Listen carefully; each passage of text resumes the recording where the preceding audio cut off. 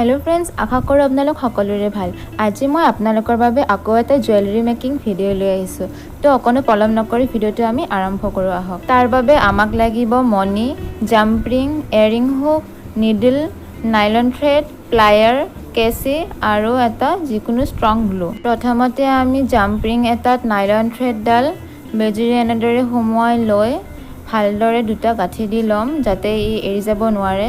পিছত ইয়াক আমি যেতিয়া মণিডাল আমাৰ বনোৱা শেষ হৈ যাব তাৰ পিছত আমি ইয়াতে গ্লু লগাই দিম। গ্লু লগাই শুকাব দিয়াৰ পিছত এটো আৰু এৰি যোৱাৰ চান্স নাথাকে। প্ৰথমতে ইয়াতে আমি 4mm সাইজৰ বিডছ লম। 4mm সাইজৰ বিডছ আমি 10টা এড কৰিম। তাৰ পিছত 6mm সাইজৰ বিডছ লম, হেয়া আমি 7টা দিম। तार पिছত 8mm साइजर बीड्स लम, हेया दिम 5टा। तार पिছত 10mm साइजर बीड्स लम, हेया 5टा दिम। तार पिছত आको आमी 10mm साइजर 5टा बीड्स दियार पिছত आको आमी 8mm साइजर बीड्स दिम 5टा। तार पिছত 6mm दिम 7टा আৰু 4mm 10টা। এনেকে আমি মালাডাল বনাই লম। এয়া দেখিছে আপোনালোকে 4mm আৰু 6mm সাইজৰ बीड्स দিয়া হৈ গল। এতিয়া 8mm সাইজৰ 5টা। একেবাৰে সহজ, আপোনালোকে খুব কম সময়ৰ ভিতৰতে কৰিব পাৰিব। আপোনালোকে যিকোনো কালাৰৰ ইউজ কৰিব পাৰে। এয়া চাওক 3টা সাইজৰ বিডছ এড কৰা হৈ গল। এতিয়া 10mm সাইজৰ 5টা বিড এড কৰি দিব।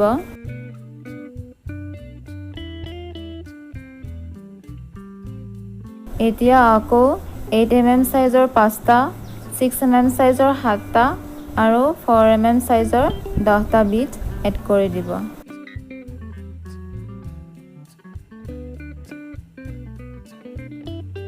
মালাডাল আমাৰ প্ৰায় কমপ্লিট হৈ গল। এতিয়া আকৌ শেষত জাম্পৰিংডাল আমি ইয়াতে কাঠি দিম। জাম্পৰিংটো গাঠোতে মালাডাল পিছলি যাব পাৰে, সেইকাৰণে আপোনালোকে ভালদৰে ধৰি ল'ব। আৰু ইয়াতে আমি 3টা মান কাঠি দিম যাতে এই সিকিউৰ হৈ থাকে।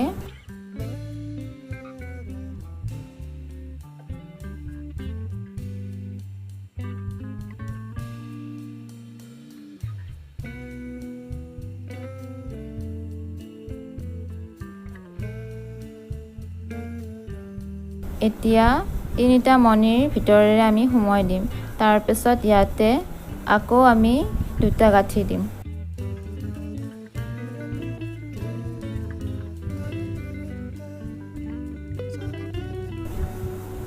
গাঁঠি দিয়া হোৱাৰ পিছত থ্ৰেডডাল কেঁচেৰে কাটি দিব।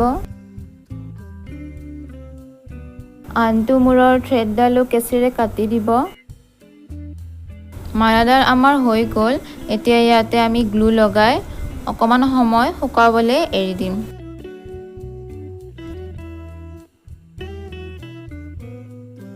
এতিয়া ইয়াতে এটা এচ লগাই মালাডাল পিন্ধিব পাৰিব। এতিয়া কাণফুলিডালনো কেনেকৈ বনাওঁ চাওঁ আহকচোন। এনেদৰে হেডপিন এটা ল'ব, লৈ একেবাৰে সৰু 2mm সাইজৰ বিড এটা ইয়াতে সুমুৱাই দিব। তাৰ পিছত 10mm সাইজৰ বিড এটা, 6mm সাইজৰ বিড এটা আৰু 3mm সাইজৰ বিড এটা এনেকৈ সুমুৱাই দিব। তাৰ পিছত এক্সেছখিনি এনেদৰে কেঁচিৰে কাটি ল'ব। কাটি লৈ ৰাউণ্ড নোজ প্লায়াৰৰ সহায়ত ইয়াক বেণ্ড কৰি ৰাউণ্ড কৰি দিব। মানে হুক এটা হৈ যাব আৰু ইয়াতে। তাৰ পিছত ইয়াৰ ওপৰত হুকটো লগাই দিব, ইয়াৰিং হুকটো। ইয়াৰিং হুকটো লগাই দিয়াৰ পিছত এডাল অকমান চেপি দিব যাতে ওলাই যাব নোৱাৰে। এনেদৰে আমাৰ কাণফুলযোৰ 10 ছেকেণ্ড মানত হৈ গ'ল। ইয়াৰ আগৰ পাত মই বনাই থৈ দিছোঁ। ভিডিঅ'টো চাই কেনে পালে জনাবলৈ নাপাহৰিব। আৰু কিবা সুধিবলগীয়া থাকিলে মোক কমেণ্ট বক্সত কমেণ্ট কৰি সুধিব পাৰে। Thank U.